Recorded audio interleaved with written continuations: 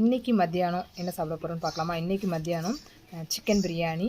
இதில் உள்ளே இருந்த லெக் பீஸ் பூனைக்கு வச்சாச்சு ஃபஸ்ட்டே.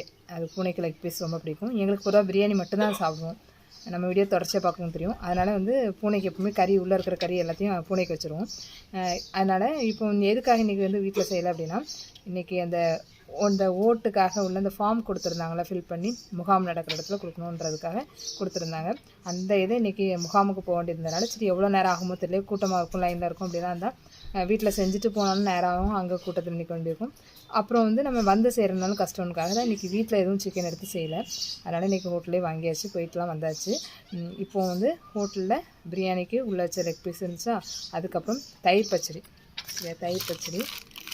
அது போக நம்ம என்ன வாங்கியிருக்கோம் அப்படின்னா சில்லி வாங்கியிருக்கோம். அப்புறம் முட்டை, அவிச்ச முட்டை.